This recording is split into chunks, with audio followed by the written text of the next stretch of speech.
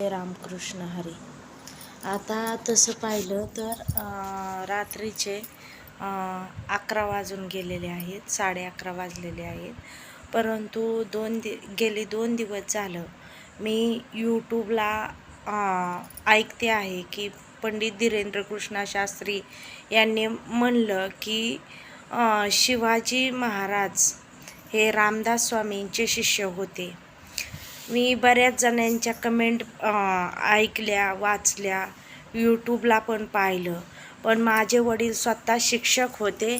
ते इतिहास, शिवाजी महाराजांचा इतिहास जाणत होते आणि इतिहास जाणतच नव्हते तर शिवाजी महाराजांचा पोवाडासुद्धा ते गात होते. तर त्या माझ्या वडिलांनी म्हणजे आता ते हयात नाहीत माझे वडील, गेलेले 7-8 वर्ष होऊन गेले. तर त्यांनी त्यांच्या वह्या मी तपासल्या आणि त्यांच्या वहीमध्ये एक मी पहिलाच अभंग वाचलेला होता आणि त्यांच्या मुखातून गायलेला पण ऐकला होता. तर ज्यावेळेस महाराज बोलले की शिवाजी महाराज थकले आणि त्यांना रामदास स्वामींना ते शरण गेले, तर हे खरं असू शकतं, 100% असू शकतं बरं का. कारण आहे ना, ज्यावेळेस आपण थकतो ना त्यावेळेस आपण आपल्या गुरूंना शरण जात असतो.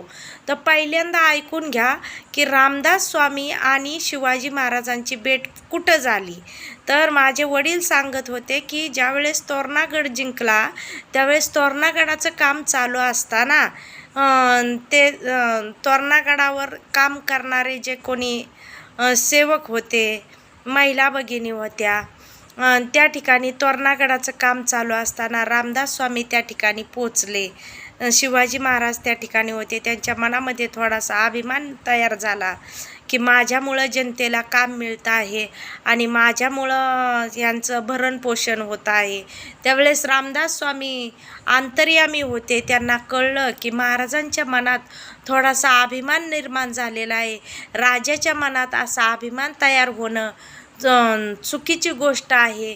मग रामदास स्वामींनी शिवाजी महाराजांना बोलवलं आणि म्हणले इकडे या, तुम्हाला माझ्या बोलण्यावर 100% विश्वास ठेवावा लागणार आहे आणि तो अभंगसुद्धा मी गाऊन दाखवणार आहे. तर आहे ना,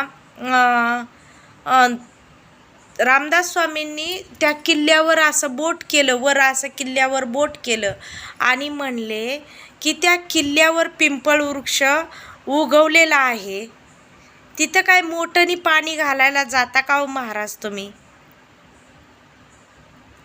त्यानंतर एक वडरी तिथं दगड फोडत होता.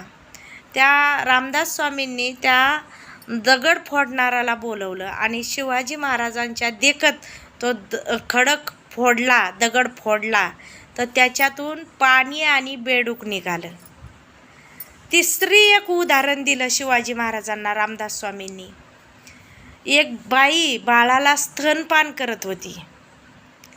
तर आहे ना, तिथे कोण दूध घालतं, तिथे कोण अमृत दूध घालतं तिच्या स्थानामध्ये, महाराज तुम्हीच घालता का. एवढंच नाही, अजून एक चौथा उपदेश केला की सिंधू नसता गगन रोकडे, ढगात काय पाणी असतं का, पण पाऊस पडतो ना, चौकडे सिंचन होतं ना, तर आम्ही काय कोणाचे खातो रे, तर राम आम्हाला देतो रे, आम्ही काय कोणाचे खातो रे, तर राम आम्हाला देतो रे, असं रामदास स्वामी उपदेश करत होते. बांधिले घुमुट किल्ल्याचे तट, बांधिले घुमुट किल्ल्यांचे तट, तयाला फुटती पिंपळवट, तिथे कोण पाणी घालितो, आम्ही काय कोणाचे खातो रे, तर राम आम्हाला देतो रे. बांधिले घुमुट किल्ल्यांचे तट, तयाला फुटती पिंपळवट, महाराज तिथे काय पाणी घालायला जाता का तुम्ही.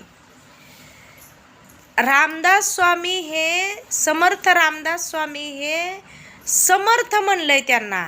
समर्थाच्या सेवका वक्रदृष्टी जो पाहे, असा भूमंडळी जगी कोण आहे. रामदास स्वामी शिवाजी महाराजांचे गुरु होते होते होते.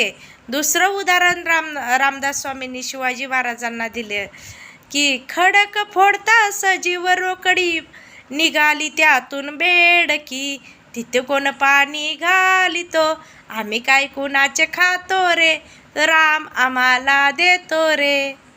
तिसरं उदाहरण दिलं, पहा रे पहा मातेच्या स्तनी अमृत दुग्ध,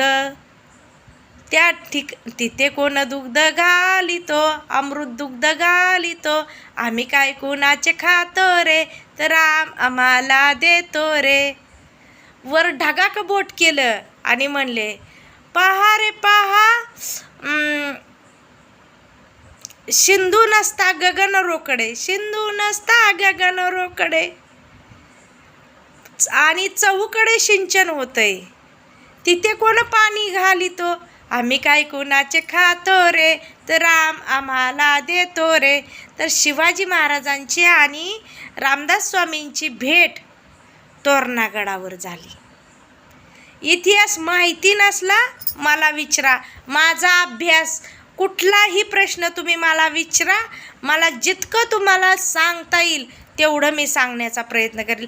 कारण मी एक आदर्श शिक्षकांची मुलगी आहे, द्वारकाबाई रंभाजी शिंदे. हां, सामान्य समजू नका, मी असले सामान्य, माझ्या मागं पाठिंबा कमी आहे म्हणून मी तुम्हाला सामान्य दिसत असेल, परंतु एका साधूच्या जर पाठीमागं उभं राहायचं म्हणलं आणि त्याचं जर वाक्य खरं का खोटं ठरवायचं असेल तर ते मला माहिती आहे. साधू कसा खोटे बोलेल? तुम्ही मला सांगा, तुमच्यावर जर संकट आलं तर तुम्ही कुणाकडे जाणार हो? तुमच्या मनाला दुःख झालं तर तुम्ही कुठे जाताल? गुरूंकडेच जाताल ना. त्याप्रमाणे शिवाजी महाराजांना कधीतरी वाटलं असेल, झालं पण असेल त्यांच्यात असं बोलणं की आता युद्ध करून मी थकलेलं आहे, आता हे वजं व्हायला लागलंय, महाराज काय करू? त्यावेळी महाराज म्हणले, त्या वजाची चिंता करू नका, ते आम्ही पाहून घेऊ, पण तुम्ही तुमच्या कर्तव्याला चुकू नका. सीताराम. काय चुकीचे बोलले माझे धीरेंद्र कृष्णा शास्त्री महाराज? हां, सरांनी त्यांच्या विरोधात उभे राहिलेत, काही फोटोवर किती अन्याय अत्याचार चालला, त्यांच्या फोटो पायरीला चिटकावतात.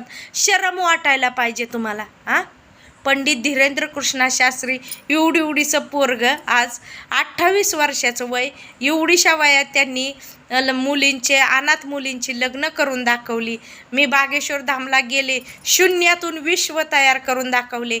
आज बरेच माणसं कथाकथनाकाचे फी घेतात, परंतु आपलेच महाल मोठे करतात, आपलीच श्रीमंती. पण महाराजांनी तसं केलं नाही. आज निःशुल्क अन्नपूर्णाबाईमध्ये भंडारा चालू आहे, तिथं मी स्वतः जाऊन 5-6 वेळा जेवण करून, माझी 5-6 वेळा बागेश्वर धाममध्ये गेले आणि 7-7, 8-8 दिवस राहते, तिथं जेवण करते. हां, मला कुठं देहू आळंदीला जायचं म्हणलं तर भीती वाटते, पण बागेश्वर धामला जाताना भीती वाटत नाही का? तर माझं तिथं स्वयं बालाजी महाराज जागृत स्थान आहे. आणि एवढंच नाही तर धीरेंद्र कृष्णा शास्त्री महाराजांच्या वागणीवर मला विश्वास आहे. माझ्या बाबतीत गलत होऊच शकत नाही. जर काय व्हायचं असेल तर ते माझ्या योग्यच असेल, इतका माझा विश्वास आहे त्या ठिकाणी. आणि काय माझ्या महाराजांनी कुठल्या पुरीची छेड काढली? काय माझ्या महाराजांनी कुठल्या पुरीला अपशब्द बोलले? हां, तुम्ही इतकं पार त्यांच्या फोटोला दाखवताय, काय चुकलं त्यांचं? मला झोप येईना, रातचे 11:30 वाजलेत, मी त्यांना गुरु मानलं. आज माझं वय त्यांच्यापेक्षा 10 वर्षांनी मोठी आहे मी, पण इतक्या लहान वयाच्या मुलाला मी आज स्वतः मानते. का? तर ह्या डोळ्यांनी मी बघितलेलं आहे. जब दुनिया ने ठुकरा दिया ना हमको, तो बालाजी ने हमको अपनाया है. तो बालाजी के बारे में और महाराज जी के बारे में हम इतना गलत कैसे सोच सकते हैं? हमारी औकात ही क्या है? हाँ, उनको अनाप शनाप बोलने के लिए. अरे वो साधु है, साधु के मुख से गलत नहीं हो सकता. हमने भी थोड़ा सोच लिया है. सीताराम. अरे साधूची निंदा करू नका, हे पाप फार तुम्ही मला सांगा, जे दिवसा ढवळ्या बलात्कार करतात त्यांचे कधी तुम्ही चौकात त्याला वडून आणत नाही. आज साधूच्या माझ्या तोंडातून, धीरेंद्र कृष्णा शास्त्री महाराजांच्या तोंडातून काय आडेल पडेल शब्द गेला असेल तर तुम्ही काय दिंडावडं मांडलं. महाराष्ट्र, महान महाराष्ट्र, आणि अशा महाराष्ट्रात एका साधूचा अपमान व्हावा, अरे न सहन होण्याजोगी गोष्ट आहे. सीताराम, सुधरा, काहीतरी सुधरा, आदर्श घ्या. त्याच्याऐवजी फोटो विकत घ्यायला तुमच्याकडे पैसे आहेत, पण त्या फोटोच्या पैशातून कुणाच्या गोरगरिबांच्या मुलाला पुस्तक वह्या दिल्या असत्या, पेन दिला असता, तर त्या लेकरांनी दिलेला आशीर्वाद जिंदगीभर पुरला असता.